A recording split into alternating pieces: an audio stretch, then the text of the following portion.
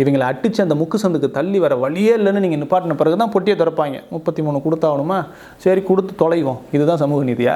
அப்புறம் வந்து மது நாட்டுக்கு, வீட்டுக்கு, உயிருக்கு, அரசாங்கத்தை தவிர அனைத்திற்கும் கேடு அப்படின்னு சொல்லி அந்த பேப்பரில் போட்டுக்க போகிறீங்க. போதைக்கு அடிமையான குழந்தைகளை கண்டறிந்து ட்ரீட்மெண்ட் கொடுக்குறோம் அப்படின்னு சொன்னீங்கல்ல, இதுதான் சத்தியமான உண்மை. இதுதான் உங்களோட ஆட்சியினுடைய வெளிப்பாடு. லோனுன்னு சொல்லிட்டு பேப்பரில் மட்டும் பேப்பரை வாங்கி வச்சுக்கிட்டு காசை கையில் கொடுக்காமல் இஎம்ஐயை பிடிக்கிறது எவ்வளவு கொடூரமான விஷயம் அப்படின்னு பாருங்கள். அது இன்றைக்கி நடக்குதா நடக்கலையாங்க? போக்குவரத்து ஊழியர்கள் இதை பார்க்குறீங்க அப்படின்னா நீங்கள் வந்து சொல்லுங்கள், 1000 ரூபா வருதுல்ல, நமக்கு ஓட்டு போட்டுரு, அப்போ தான் தொடர்ந்து வரும். அதிமுக வந்தால் வேறு யாராவது வந்தாக்க எடுத்துருவாங்களாமே.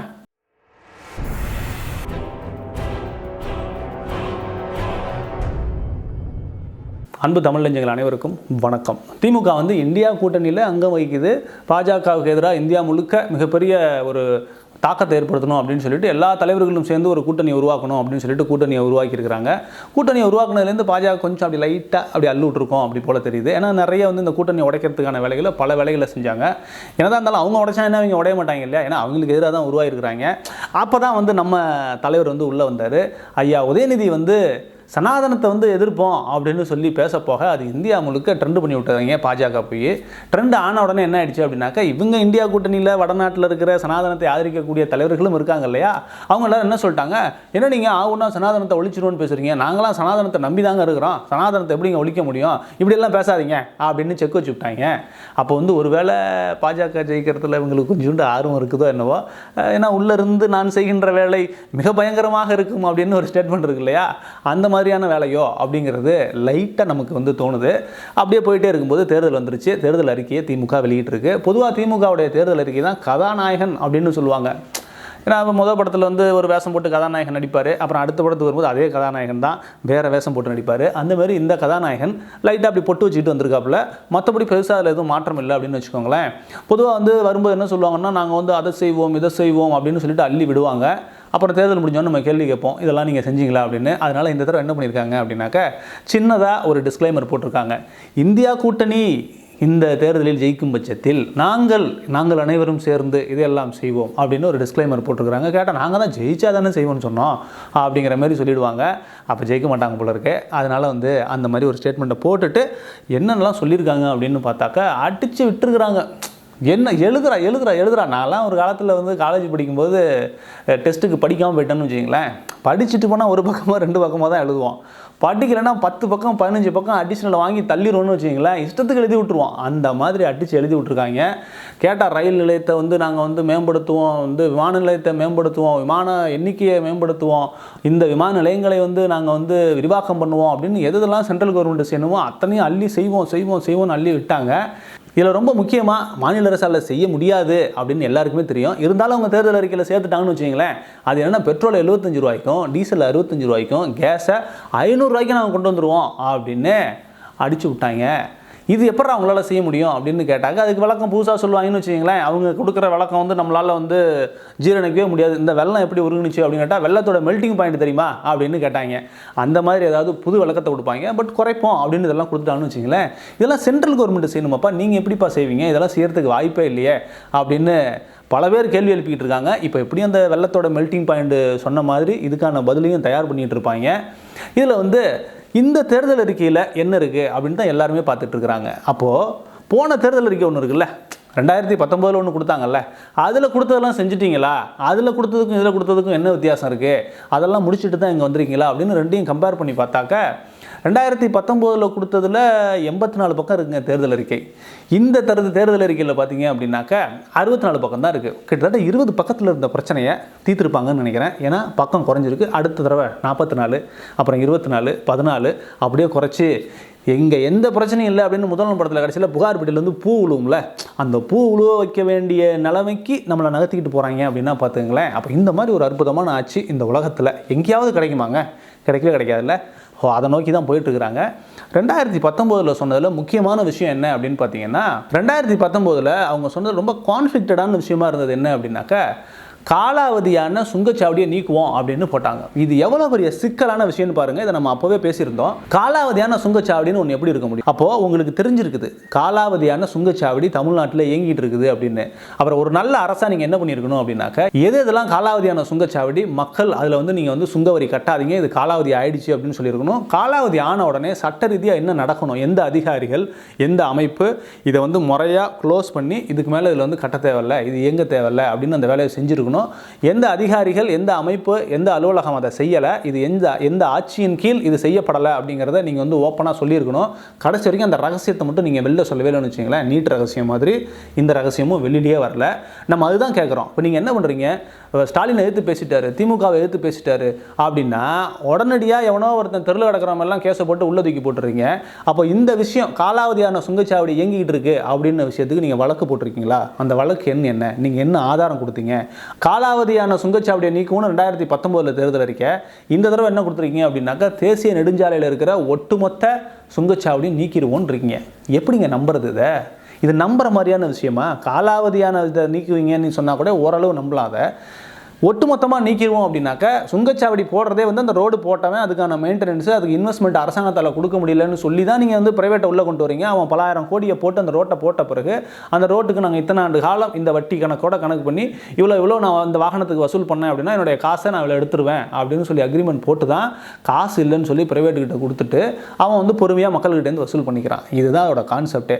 இந்தியா முழுக்க நீங்கள் வந்து சுங்கச்சாவடியை நீக்கிடுவோம் அப்படின்னு சொல்லிட்டு ஒரு நல்ல தேர்தல் அறிக்கையில் கொடுத்துட்டீங்க. அப்போது இது வரைக்கும் இந்தியா முழுக்க தனியாரால் போடப்பட்ட சாலைகள் எவ்வளோ பணம் வசூல் பண்ணியிருக்கான், இதுக்கு மேலே எவ்வளோ வசூல் பண்ண வேண்டியிருக்கு, எவ்வளோ பணம் ஒட்டுமொத்தமாக நான் இந்தியா முழுக்க இருக்கிற சுங்கச்சாவடியை நீக்கணும்னா எத்தனை 1000 கோடி அரசு வந்து அந்த நிறுவனங்களுக்கு கொடுத்து, எப்பா உன் காசு முடிஞ்சு போச்சு, உன் காசை நாங்கள் கொடுத்துட்டோம், வெளில கிளம்பு, இனிமேல் நான் பார்த்துக்கிறேன்னு சொல்லணும். அப்போ தான் வெளில போவான். அப்போ அந்த தொகையை கணக்கிட்டு வச்சுருக்கீங்களா? அந்தளவுக்கு நிதிநிலை வச்சுருக்கீங்களா? நிதிநிலை இருக்குதான்னா அப்புறம் நீங்கள் ஒன்று சொல்லுவீங்க, ஆட்சிக்கு வந்த பிறகு நிதிநிலை சரியில்லைன்றவீங்க. ஸோ இதை கால்குலேட் பண்ணி வச்சு இதை காங்கிரஸும் மற்ற கட்சிகளும் ஒத்துக்கிட்டு தான் இந்த ஸ்டேட்மெண்ட்டை நீங்கள் கொடுத்துருக்கீங்களாங்கிறது இருக்குல்ல. அப்போ நீங்கள் கொடுத்த தேர்தல் அறிக்கையில் இருக்கிற விஷயங்கள் எல்லாம் மற்ற கட்சிகளும் கொடுக்குதா? இப்போ நீங்கள் கூட்டணி கட்சியாக சொல்கிறீங்க, இந்த கூட்டணி வந்துடும் பட்சத்தில் நாங்கள் அதை செய்வோம் அப்படின்னு. அப்போ உங்கள் கூட கூட்டணியில் இருக்கிற மற்ற மாநிலங்களில் இருக்கிறவங்களும் காங்கிரஸும் இதே தேர்தல் அறிக்கையை கொடுக்குதா? இதை கொடுத்து இதுக்கு மேலே அவங்களோடதையும் சொல்லணும். அப்போ தான் இது சரியான தேர்தல் அறிக்கை. காங்கிரஸ் எனக்கு தெரிஞ்சு தமிழ்நாட்டிலலாம் தேர்தல் அறிக்கை வெளியிட்டதாகவே நான் பார்த்ததே கிடையாது. யாராவது தெரிஞ்சால் சொல்லுங்கள், காங்கிரஸ் தேர்தல் அறிக்கை இருக்குது, அதில் இந்த ஸ்டேட்மெண்ட்டு அங்கே இருக்குது அப்படின்னா சொல்லுங்கள். அப்புறம் வந்து இந்த விஷயத்தை பற்றி பேசலாம். நடக்காத விஷயத்த அள்ளி விடுறது போடுறது தானே, வச்சு பார்ப்போம், விழுந்தா விழட்டும் விளையாட்டி போட்டோம் அப்படிங்கிற மாதிரி போட்டிருக்கிறாங்க. அப்புறம் வந்து ரொம்ப முக்கியமாக போன தேர்தல் அறிக்கையில் 2019 என்ன சொன்னாங்கன்னா, அரசாங்க ஊழியர்களுக்கு பழைய ஓய்வூதிய திட்டத்தை வந்து கொண்டுட்டு வந்துடுவோம் அப்படின்னாங்க. எப்படி? பழைய பென்ஷன் திட்டத்தை வந்து நாங்கள் கொண்டு வந்துடுவோம்னு சொல்லி அதை நம்பி அரசாங்க ஊழியர்கள் எல்லாம் வாக்கு செலுத்தினாங்க. அதுக்கப்புறம் வந்த பிறகு எப்போ கொண்டு வருவீங்க அப்படின்னு கேட்கும்போது பழனிவேல் தியாகராஜன் நிதியமைச்சர் வந்து என்ன சொல்லிட்டாரு அப்படின்னாக்கா, அதை கொண்டுகிட்டு வர்ற அளவுக்கு நம்மகிட்ட நிதி நிலைமை சரியில்லை அப்படின்ட்டாரு. என்னப்பா தேர்தலில் சொன்னீங்க, ஆனால் உள்ளே வரும்போது எனக்கு நிதி நிலைமை சரியில்லைன்றீங்கன்னா எப்போவுமே அப்படி தாங்க இருக்கும். நம்பி ஓட்டு போட்டிங்கன்னா அது உங்கள் பிரச்சனை. இவங்க சொல்லுவாங்க, செய்ய மாட்டாங்க, செய்ய முடியாது, நடப்பில் அது சாத்தியமில்லை அப்படிங்கிறது அரசியலில் நல்லா ஒத்து கவனிக்கிறவங்களுக்கு, இவங்களை ஒத்து கவனிக்கிறவங்களுக்கு நல்லா தெரியும். நீங்கள் நம்பி ஓட்டு போட்டிங்கன்னா அது உங்களுடைய தப்பு. ஆனாலும் பாருங்கள், இதை வந்து பழைய ஓய்வூதிய திட்டத்துக்கு போகிறதுக்கு தான் காசு இல்லை. ஆனால் 1,20,00,000 பெண்களுக்கு மாதம் 1000 ரூபா கொடுக்கறதுக்கு காசு ரெடி பண்ணிட்டாங்க. அது எங்கேருந்து ரெடி பண்ணாங்க அப்படின்னு தெரியாது. மறைமுகமாக ஓட்டுக்கு காசு கொடுக்குற மாதிரி ஆயிடுச்சு. ஐயோ இவங்க வந்தால் அதாப்பா இந்த திட்டம் தொடரும், அப்போ தான் உங்களுக்கு 1000 ரூபா கொடுப்பாங்க அப்படின்னு யாரை விட்டு பேச விடுவாங்கன்னா, இந்த கிராமங்களில் இருக்கிற நிர்வாகிகள் இருப்பாங்கள்ல, கட்சி நிர்வாகிகள், அவங்கள விட்டு பேச விடுவாங்க. 1000 ரூபா வருது இல்லை, நமக்கு ஓட்டு போட்டுரு, அப்போ தான் தொடர்ந்து வரும், அதிமுக வந்தால் வேறு யாராவது வந்தாக்க எடுத்துருவாங்களாமே அப்படின்னு ஒரு கதையை கிளப்பி விட்ருவாங்க. இந்த கதை தீயா பரவும், ஒருத்தனும் ஓட்டை மாற்றி போட மாட்டான். கிட்டத்தட்ட மறைமுகமாக ஓட்டுக்கு காசு கொடுக்குற மாதிரி வேலையை செஞ்சு விட்டாங்க. ஓய்வூதிய திட்டத்தை பழசை கொண்டுட்டு வருவோம்னு சொன்னது ஒரு முறை. ஆனால் இன்றைக்கி நடப்பில் என்ன நடக்குது தெரியுங்களா? இன்றைக்கி ஒரு போக்குவரத்து துறையில் இன்றைக்கி இருக்கிற அரசாங்க ஊழியன் வந்து தன்னுடைய பென்ஷன் பணத்தில் வந்து லோன் போடுறான், கடன் வாங்குறான். பென்ஷனில் பொதுவாக வந்து அரசாங்க ஊழியர்கள் வந்து லோன் போடுறது ரொம்ப இயல்பான விஷயம். அதில் லோன் போடும்போது என்ன ஆகுது அப்படின்னா, வேலையை விட்டு நின்ன உடனே இப்போது செட்டில்மெண்ட்டு கைக்கு வர்றதில்ல. ரொம்ப காலமாகவே அதை கொடுக்கறதில்ல. என்றைக்கோ ஒரு நாள் கொடுக்குறாங்க, பத்திரம் கொடுக்குறாங்க. எப்படி அவன் வந்து 50 ஆண்டுகள் உழைச்சி அவன் வந்து ரிட்டையர்ட் ஆகும்போது எனக்கு ஒரு பெரிய சேவிங்ஸ் இருக்குது அப்படின்னு நினச்சி அந்த வேலையை விடும்போது ஒன்றுமே இல்லை, வெறுங்கையோட வீட்டுக்கு அனுப்பி விட்டுறாங்க. இப்போ பென்ஷனில் லோன் போட்டு எனக்கு ஒரு வீடு கட்டணும், எனக்கு ஒரு வீட்டில் ஒரு கல்யாணம் இருக்குது, ஒரு நல்ல காரியம் இருக்குது, இதுக்கு நான் வந்து ஒரு 5 லட்சம் ஒரு 10 லட்சம் எனக்கு தேவைப்படுது அப்படின்னு நினச்சி அந்த பணத்தில் ஒரு லோன் போட்டான்னு வச்சுங்களேன். இன்றைக்கி நிலைமைக்கு என்ன நடக்குது அப்படின்னாக்கா, லோனு காசு கைக்கு வர்றதுக்கு முன்னாடியே இஎம்ஐ பிடிக்க ஆரம்பிச்சிடுறாங்க. இவனே ஏற்கனவே கஷ்டத்தில் இருந்து இந்த பணத்தை வந்து வாங்கி தான் என்னுடைய அத்தியாவசிய தேவைகளை நான் வந்து செஞ்சுக்கணும் அப்படின்னு லோன் போடும்போது லோன் அமௌண்ட்டு கைக்கு வர்றதில்லைங்க, ஆனால் இஎம்ஐ பிடிச்சிடுறாங்க. இது எவ்வளோ பெரிய அயோக்கியத்தனம்! இதை எவனாவது பேசுகிறானா? எந்த அரசியல் கட்சியாவது பேசியிருக்குதா அதை? அப்போ இது எந்த இடத்துல பிரச்சனை இருக்குது, இதுக்கான தீர்வு என்ன? இருக்கிற பிரச்சனைக்கு தீர்வை கொடுக்காம ஒருத்தன் உழைச்சிட்டு வெளில வரும்போது அவனுடைய உழைப்பை சுரண்டி கையில் வச்சுக்கிட்டு லோனுன்னு சொல்லிட்டு பேப்பரை வாங்கி வச்சுக்கிட்டு காசை கையில் கொடுக்காம இஎம்ஐயை பிடிக்கிறது எவ்வளவு கொடூரமான விஷயம் அப்படின்னு பாருங்கள். அது இன்றைக்கி நடக்குதா நடக்கலையாங்க? போக்குவரத்து ஊழியர்கள் இதை பார்க்குறீங்க அப்படின்னா நீங்கள் வந்து சொல்லுங்கள், நடக்குதா நடக்கலையான்னு பேசுங்க. நீங்கள் இதை பேசாமல் நம்பி இருந்துன்னு எவ்வளோ நாளைக்கு ஏமாந்துட்டே இருப்பீங்க? இந்த அளவுக்கு தான் நடக்குதுங்க. அதுக்கப்புறம் வந்து 2019 சொன்ன முக்கியமான விஷயம், 2019 இல்லை, மகாபிரபு நீங்கள் எங்கேயும் வந்துட்டீங்களா அப்படிங்கிற மாதிரி இந்த கச்சத்தீவு மீட்கிறது தொடர்ந்து வந்துக்கிட்டே இருக்குதுங்க.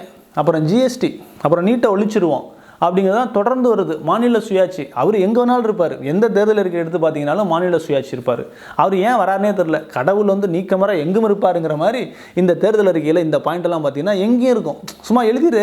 இப்போ சில பேர் கடவுள் நம்பிக்கை இருக்கும், ஏதாவது எழுத ஆரம்பிக்கும் போது அப்படி ஊ போடுவாங்க, ஓம் போடுவாங்க, முருகன் துணைன்னு போடுவாங்க, இல்லை அவங்க கடவுள் சார்ந்த ஏதோ ஒரு சிம்பிளை போட்டு எழுத ஆரம்பிப்பாங்கல்ல, அந்தமாரி பாயிண்ட் இதெல்லாம். எழுத ஆரம்பிக்கிறியா, ஒன்றும் இல்லை, 14 எடுத்து ஃபஸ்ட்டு வச்சுருப்பா, அப்புறம் பின்னாடி வந்து வேறு ஏதாவது உனக்கு அன்னைக்கு இருக்கிற பிரச்சனை ரெண்டு சேர்த்து எழுதி விட்டுருப்பா, அவ்வளோதான். 1,50,00,000 பேருக்கு சாலை பணியாளர் வேலை கொடுப்போம் அப்படின்னீங்க, கொடுத்துட்டீங்களா? அந்த 1,50,00,000 பேர் எங்கே இருக்கான் அப்படின்னு காட்டினீங்கன்னா நல்லாயிருக்கும். ஏன்னா அதில் ஒரு 1,50,00,000 இந்த பெண்களுக்கு 1000 கொடுக்குறது ஒரு 1,20,00,000 பேர், கிட்டத்தட்ட 2,70,00,000 பேருக்கு நீங்கள் நல்லது செஞ்சுட்டீங்க. தேர்தல் பரப்புரைக்கே வர வேண்டாமே, படுத்து கிடந்தாலே ஓட்டு போட்டுருவாங்களே, அப்புறம் எதுக்கு வரீங்க? அப்புறம் இதுக்கு மறுபடியும் தேர்தல் அறிக்கைலாம் தயார் பண்ணுறீங்க? அவ்வளோ நல்லது பண்ணியிருந்தீங்க அப்படின்னா பண்ணிட்டீங்களாங்கிறது மிகப்பெரிய கேள்வி. இப்போ அந்த நீங்கள் ஆதாரத்தை கொடுக்கணும்ல, இதெல்லாம் நாங்கள் செஞ்சுட்டோம் அப்படின்னு. இதுக்கான ஆதாரம் எதுவுமே வரப்போகிறதில்ல. அப்புறம் மது ஒழிப்பு எங்கே போனாலும் வருங்க. மது ஒழிப்பு ரொம்ப காலமாக பேசுவாங்க, ஜெயிக்கிற மாதிரி இருந்ததுனால 2021 19 சொல்லாமல் விட்டாங்க. இந்த வருஷம் தேர்தல் அறிக்கையில் முக்கியமாக ஒன்று சொல்லியிருக்கிறாங்க.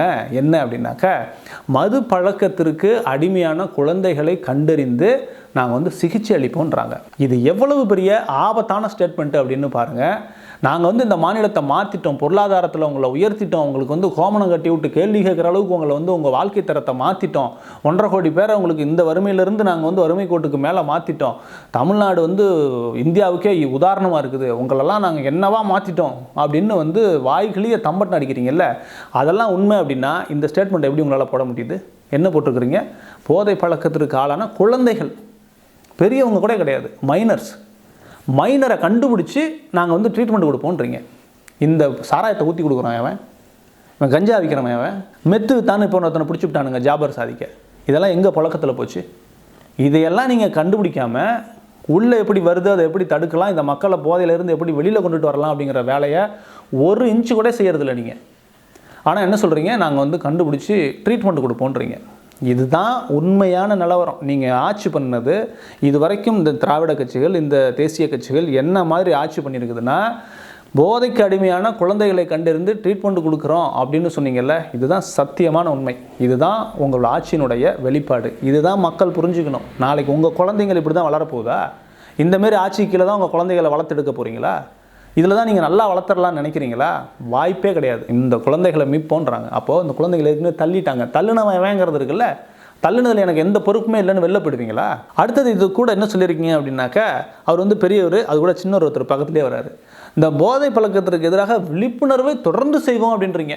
என்ன விழிப்புணர்வு? இந்த படத்தில் வந்து லிக்கர் வந்து injurious to health, smoking causes cancer அப்படின்னு சொல்லி போட போகிறீங்களா? அதை தொடர்ந்து செய்வாங்களாமா.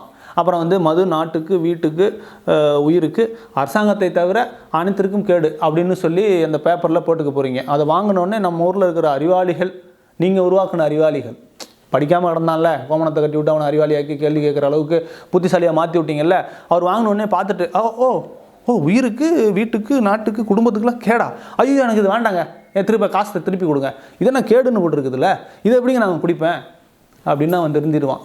நீங்கள் வந்து அதுக்கு வந்து அதில் விளம்பரம் அச்சடித்து சீல் வச்சு இது வந்து போட போகிறீங்க. அதை தொடர்ந்து செய்வோம்னு சொல்லியிருக்கிறீங்க. அப்போ தொடர்ந்து செய்வோம் நாங்கள் எதுன்னு சொல்லிட்டீங்கன்னா என்ன அர்த்தம்? தொடர்ந்து விற்போம். ஆனால் இதில் வந்து ஒரு டிஸ்க்ளைமரை போட்டு விற்போம். குடித்தா செத்துருவாடான்னு சொல்லுவோம். பட் அது வந்து சாவணும்னு அவன் விருப்பப்பட்டா, அவனுடைய சுயமரியாதையை நாங்கள் மதித்து, அவனுடைய தன்னம்பிக்கையை மதித்து சொர்க்கத்துக்கு அனுப்பி வைக்கிறதுக்காக நாங்கள் வந்து இந்த வேலையை செய்கிறோம் அப்படின்னு கூட சொன்னாலும் சொல்லுவீங்க. அப்புறம் மிக முக்கியமான சொல்லியிருக்கிறீங்க, 33% இடஒதுக்கீடு நாடாளுமன்றத்தில் கேட்போம் அப்படின்னு. முதல்ல நீங்கள் செய்யுங்க. பார்த்த 33% செய்ய வேண்டாம், ஒரு 20%, ஒரு 30% நீங்கள் உங்கள் கட்சியில் செய்வீங்களா? நீங்கள் செஞ்சுட்டு உன்னை செய்யணும்னு நினைக்கிறதுக்கு முன்னாடி நீங்கள் செஞ்சுட்டு இங்கே பார், தனி நபராக, தனி இயக்கமாக, தனி கட்சியாக நான் இதை செய்கிறேன், இதை ஏன் நாட்டில் செய்ய முடியாது? நீ அப்படி தான் கம்பேர் பண்ணணும். நான் எனக்கு சமூக நீதியை காப்பாற்றணும்னு ஆசை இருக்குங்க, எண்ணம் இருக்குங்க. எனக்கு பெண்களுக்கு இடஒதுக்கீடு கொடுக்கணும்னு ஆசை இருக்குங்க, எண்ணம் இருக்குங்க. ஆனால் நானாக கொடுக்க மாட்டேங்க. என்னைய கொடுன்னு சட்டத்தை போட்டு என்னை இறுக்கி அழுத்தி அடித்து வடிவேலு ஒரு பக்கத்தில் ஓடுவார்ல, ஓடி போய் இனிமேல் தப்பிக்க உனக்கு வாய்ப்பே இல்லை, இதுமே வாழவே முடியாது அப்படின்னு ஒரு சூழல் ரொம்ப இந்த பொட்டியை திறந்துப்பார் அப்படிம்பாங்கல்ல, அந்தமாரி அந்த இடஒதுக்கீடு அந்த பொட்டிக்குள்ளே தான் வச்சுருக்காங்க. இவங்களை அடித்து அந்த முக்கு சந்துக்கு தள்ளி வர வழியே இல்லைன்னு நீங்கள் நிப்பாட்டின பிறகு தான் பொட்டியை திறப்பாங்க. 33 கொடுத்தாகணுமா, சரி கொடுத்து தொலைவோம், இதுதான் சமூக நீதியா? இந்தமாரி ஒரு கேள்வி வந்து ஆசா கிட்ட போகுது. ஏன் பெண்களுக்கு இடஒதுக்கீடு கொடுக்கல, அவ்வளோ கொடுக்கல, உங்கள் கட்சியில் கொடுக்கலாமே, முதல்ல நாம் தமிழர் கட்சியெலாம் கொடுக்குதே அப்படின்னு ஒரு கேள்வி போகுது. அதுக்கு அண்ணன் எவ்வளோ அற்புதமான பதில் சொன்னார் தெரியுமா? தோக்கிறவன் என்ன வேணாலும் பண்ணலாங்க, அவங்க ஜெயிக்கவே போகிறதில்ல, யாருக்கு வேணாலும் சீட்டு கொடுக்கலாம், என்ன வேணாலும் பண்ணலான்னு, ஜெயிக்கிறவனால செய்ய முடியாதுங்க அப்படின்னாரு. ஜெயிக்கிறவன் தான் செய்யணும், அதை தோக்கிறவன் செஞ்சது உதாரணமாகவே எடுத்துக்கக்கூடாது. ஜெயிக்கிற லெவலில் இருக்கிறவன் செய்யணும், செஞ்சாதான் அது சரியாக போகும். அப்போது தோக்கிறவன் கூட செய்கிறான், அப்போது ஜெயிக்கிறவன் இதை விட கொஞ்சம் கூட செய்யணுமா இல்லையா? சமூக நீதி அந்த பெண்களுக்கான இடஒதுக்கீடுங்கிறதுல நீங்கள் ஒத்து போகலை அப்படிங்கிறது ரொம்ப அப்பட்டமாக தெரியுதுல்ல. இதெல்லாம் வச்சுக்கிட்டு தான் நீங்கள் போய் நாடாளுமன்றத்தில் 33% இடஒதுக்கீடு கொடுங்குறீங்க. உங்களையே டிராப்குள்ளே வச்சுக்கிறீங்கன்னு வச்சிங்களேன். அவன் ஓகே சொல்லிட்டான்னு வச்சுங்க, மாட்டப்படுறது நீங்கள் தான். சாதிவாரி கணக்கெடுப்பு எடுக்கணும்னு சொல்கிறீங்க, சாதிவாரி கணக்கெடுப்புன்னு போன தேர்தலையும் சொல்லியிருக்கிறீங்க, இப்போ இந்த தேர்தலையும் சொல்கிறீங்க. ஏன் போன தேர்தலேருந்து இந்த தேர்தலில் இந்த 5 ஆண்டுகள் 2019 24 வந்த வரைக்கும் 5 ஆண்டுகளில் செய்யவே இல்லைன்னு கேட்டால் இப்போ என்ன சொல்கிறீங்க? மத்திய அரசு வந்து நாங்கள் அனுமதி கேட்டிருக்கோங்க, மத்திய அரசுக்கிட்ட வந்து லெட்டர் அனுப்பிச்சு நாங்கள் வந்து அனுமதி கேட்டிருக்கோங்க அப்படிங்கிறீங்க. அனுமதி கேட்டு தான் செய்யணுமா? பீகாரில் நிதிஷ்குமார் செஞ்சுட்டாருங்க, மத்திய அரசு காலில் விழுந்து அனுமதி கேட்டு மத்திய அரசு அதிகாரிகள் வந்து செஞ்சாங்களா? அதை மாநில அரசே செஞ்சிருச்சு. அதை அப்போ நீங்கள் வந்து சமூக நீதி பேசிக்கிட்டு இருக்கிறீங்க, பெரியார் வந்தார் எங்களுக்கு எல்லாத்தையும் சொல்லிக் கொடுத்தாரு, சும்மா கடந்த எங்களெல்லாம் தூக்கி நிப்பாட்டினாரு அப்படின்னு சொல்கிறீங்கல்ல. நீங்கள் தாங்க செஞ்சுருக்கணும். பெரியார் இல்லாத ஊரில் சமூக நீதிக்காக சாதியவாரி கணக்கெடுப்பு எடுக்கப்பட்டு விட்டது. இன்னும் நீங்கள் பிராண்டு குத்திட்டு தெரியுறீங்க. வந்தார், வென்றாரு, வந்து உங்களுக்கு எல்லாத்தையும் செஞ்சு கொடுத்தாருங்கிறீங்க. கேட்டால் வந்து மத்திய அரசு செய்யணும். உங்களால் எது எதெல்லாம் செய்யக்கூடியது இருக்குதோ ஆனால் உங்களுக்கு செய்ய விருப்பம் இல்லையோ அதெல்லாம் என்ன பண்ணுவீங்க? மத்திய அரசு தடுத்துருச்சுன்னு வைங்க, கேஸு போட வைப்பீங்க, ஏதோ ஒரு லெட்டர் எழுதி விடுவீங்க, எதையாவது ஒன்று பண்ணி நாங்கள் கேட்டுட்டோம்ப்பா, அவங்க தான்ப்பா செய்யலை. இதை சொல்கிறது தான் நீங்கள் வீரம் பேசிக்கிட்டு தெரியல. இதை செய்கிறதுக்கு தான் நீங்கள் வந்து செங்கல்லை தூக்கி காட்டி நாங்கள் வந்து எல்லாத்தையும் மாற்றிடுவோன்னு கருப்பு கொடை தூக்கிட்டு தெரிஞ்சிங்க. 2019 முன்னாடி வரைக்கும் கருப்பு கொடை, இப்போ கருப்புக்கு பஞ்சம் வந்துருச்சா என்னன்னு தெரியல, இப்போ வெள்ளை கொடையை தூக்கிட்டு தெரிஞ்சிட்டு இருக்கிறீங்க.